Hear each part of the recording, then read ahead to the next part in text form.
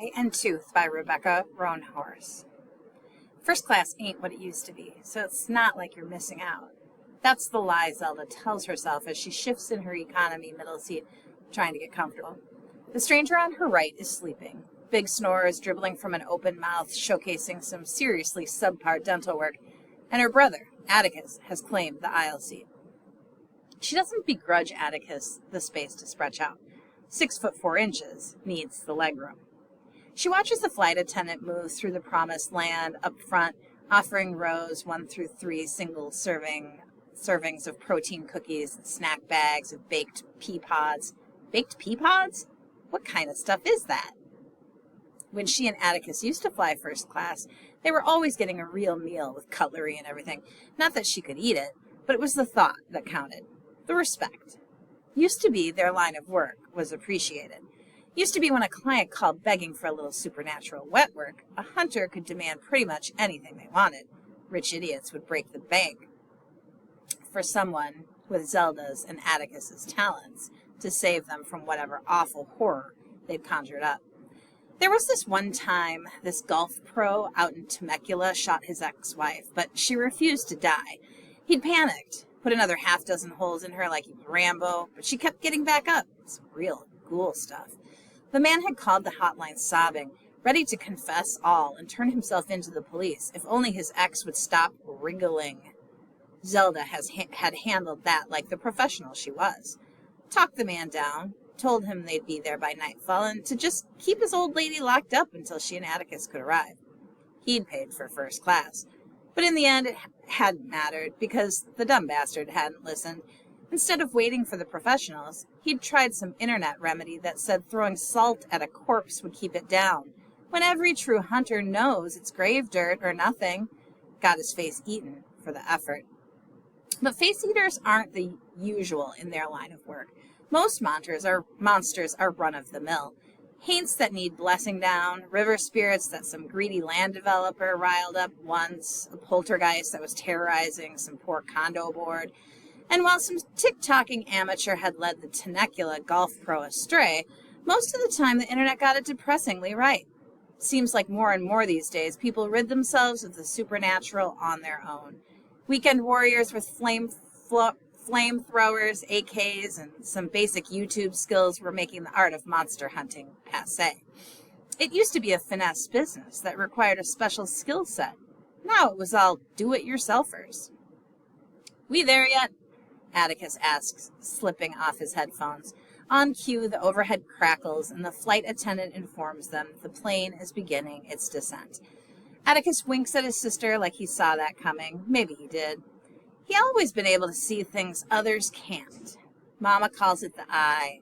Says that what Atticus has got is hereditary. That there's always been someone every generation in the Credit family blessed with gifts that help them fight the evils of this world. After all, monsters ain't new. You remember to make the car rental reservation, Atticus asks. And the hotel? Yes, to both. You know I never slack. I know, sis, he says it with affection. Where are we at again? This is Atticus, too.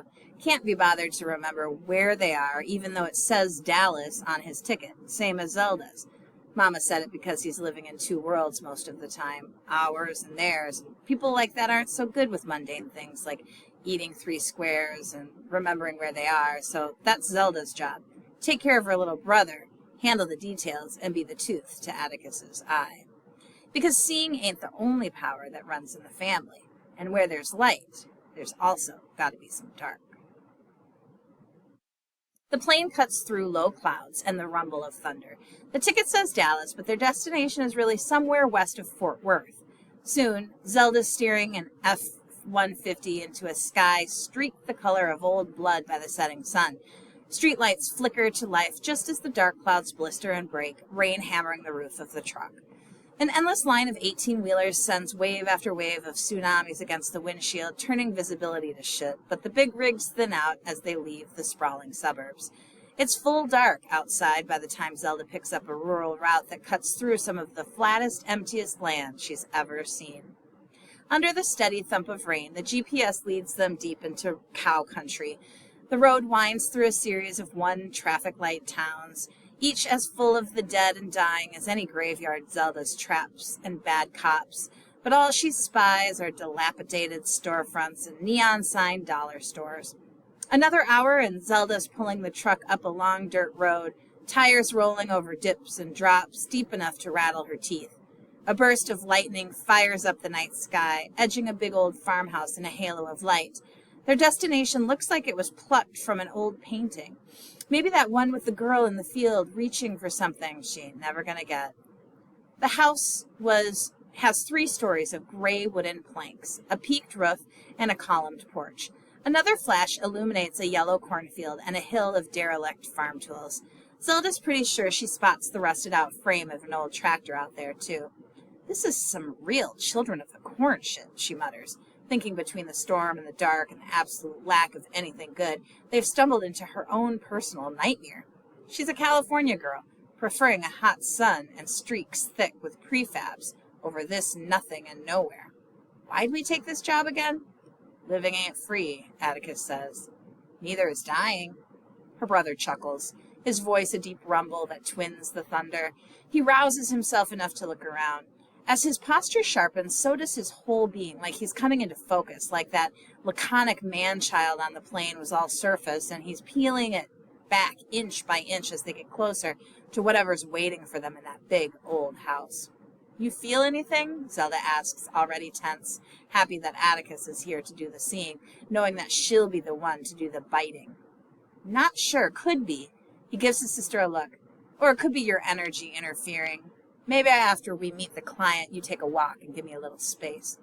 Zelda eyes the dark stretch of empty, the persistent rain. Atticus grins. Unless you're afraid there's nobody out here to hear you scream. Zelda huffs. Now, why would you say that? It's the truth. The truth is overrated. Death ain't free. The truth is overrated. He shakes his head in mock disappointment. If I didn't know any better, I'd say you're shook. And then he's out of the truck, long legs, halfway up the farmhouse steps before Zelda even closed her mouth. She hurries after him, hoodie pulled tight against the weather, feet slipping across the muddy path. By the time she joins her brother at the front door, he's got his hand out, knocking. They don't wait but a second before the door swings open. Dark eyes look Zelda over. She's suddenly aware of how sorry she must appear with her frizzy hair and mud-splattered sweats. Miss Washington? Zelda hazards. Unlike Zelda, their client is immaculate, her hair freshly pressed, her dress designer, looking like this treacherous weather wouldn't dare touch her. You were supposed to be here 2 hours ago, she says. Drive was longer than expected, Zelda apologizes. And the rain. I've got supper on the table. Washington's voice is crisp and no nonsense, the Texas showing through only in the drop of her R's. Take off those wet jackets first and leave them here. And watch your shoes. I don't want mud in this house. Zelda does her best to take off the outside before Washington leads them through the foyer and directly into a dining room. On the table sits a pot of red beans, a thin layer of congealed fat resting on top, but the cornbread in a metal pan is golden and smells of butter. Even if Zelda did eat things like beans and bread, she'd decline. But Atticus doesn't hesitate.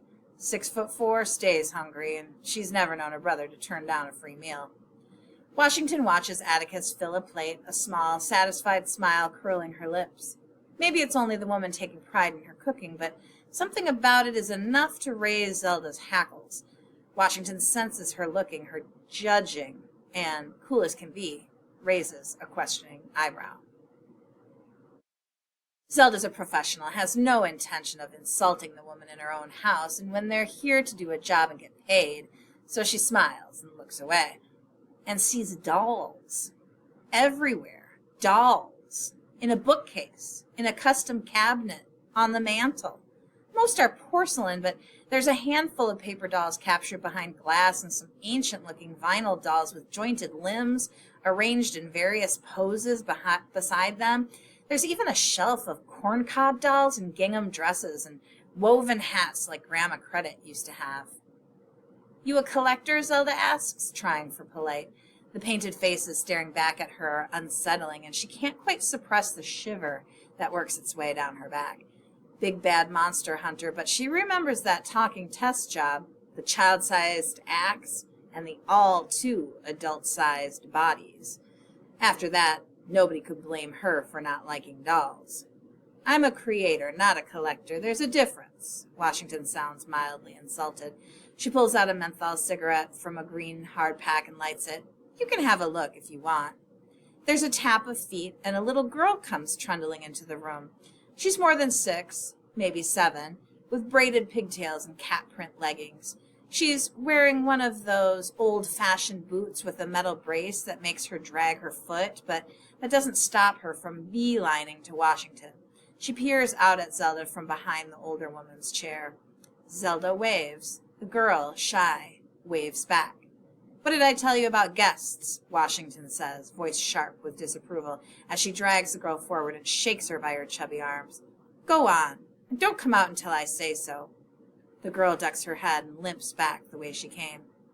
She didn't mean nothing, Zelda says, the cruelty making her blood heat, her teeth ache. Washington exhales a cool plume of smoke. I know you mean well, but that child's got to learn. So don't tell me how to do my job, and I won't tell you how to do yours. She stretches her mouth in a smile she doesn't mean, white teeth and gums showing. Silence hovers in the room, thick as the fog wafting from Washington's menthol. The only sound is the click of Atticus's fork against his plate. Zelda, thinking of the money, thinking of professionalism, says nothing. She hates herself a little for it, though. Finally, Washington speaks. Granny told me about your family. Real deal black folks. Root workers and hoodoo queens. My granny worked with herbs. Made tonics for the folks around here. But it wasn't anything like what you got. They say there's power in y'all's blood. She exhales. You sure you won't eat? No, ma'am. I'm sure. Washington's eyes narrow. Cigarette ash floats down to the table like poisonous snow. They say one of you got the eye. It better be true, after all the money I'm paying you. Zelda clears her throat. Speaking of money, Washington reaches into the sweetheart neckline of her dress and pulls out a fat envelope. She waves it in Zelda's direction before tucking it away. When you're done helping me, she says. Actually, you were vague on the phone about exactly what kind of help you needed. You got the eye. Why don't you tell me? Zelda shares a look with her brother. Washington turns to Atticus. Oh, it's you that has it. Tell me what you see. Atticus pauses with his fork halfway to his mouth. He straightens and his gaze goes soft. But only for a moment before he glances at Zelda and shakes his head. It doesn't work that way, Zelda hedges. Maybe if you just told us. Washington grunts, eyes lingering on Atticus. Out in the cornfield. That's where I first found the birds. I thought it was just an old possum gone feral or something, but it progressed. Progressed. Got the barn cat next, and then something bigger. I hear it sometimes at night, out there screaming. Screaming? You sure it isn't a fox or a cougar? Her eyes go flat. Too big for a fox, and there haven't been cougars in this part of Texas for 50 years. Too big? So you saw it. Washington rubs another dusting of ash from the table. Something's out there. Then I best go take a look. Zelda's thinking that as much as she doesn't want to go out in the cornfield, especially at night in the middle of God's own storm, her absence will give Atticus the space to do his seeing. You look tired, young man. Washington stubs out her cigarette. I got you a bed ready upstairs. Zelda's taken aback. I don't think... At least let him rest here while you hunt around. Besides, only motel in town's got bed bugs. Zelda looks at Atticus, who yawns big, eyes drooping. He does look tired, maybe even a little wan, and Zelda knows he's got a sensitive nature. All right, she concedes, while I hunt. Washington leads them up creaky stairs to the guest bedroom. It's not much to look at. The floral wallpaper is starting to yellow, and floorboards creak around thin oval rugs. A knitted blanket is folded neatly at the foot of each of the 2 narrow beds, and Zelda can clearly hear the rain knocking against the roof. You going out there? Washington nods toward the curtained window. Yes, ma'am. It's what you hired us for. And I won't let a little bit of rain slow me down. Don't track mud in, she says. I don't want to have to clean up tomorrow. She walks away, leaving Zelda with her mouth open. She stands there for a moment, stunned at the rudeness, wondering why she's trying so hard when Washington is giving her nothing but attitude back. She's a piece of work, she mutters. She turns to Atticus. He's already curled up on the bed, the thin blanket not even long enough to cover his feet. Zelda frowns, worry for her little brother, replacing her irritation. You okay? Sick, he mumbles. You shouldn't have eaten those beans, she says, thinking of that layer of fat. Trying to be polite. Trying to feed your stomach. She shakes her head. You see anything down there? Doll, Atticus murmurs. Creepy AF, right? Zelda can tell that without the eye. I couldn't live with all those little eyes staring at me, but maybe that's country folk? Maybe they're different? Lightning crackles outside and Zelda goes to the window. She pulls back the curtain and peers out over the cornfield. She sucks in a breath. Something is out there, something low, moving on all fours. Another flash of lightning and nothing. But she was sure she saw. She shakes her head. Probably a fox. I'm going out, she says over her shoulder. Washington's keeping secrets, and I don't like the way she talked to that child. Can you look around while I'm... Atticus! But the only answer she receives is the soft sound of her brother's snores.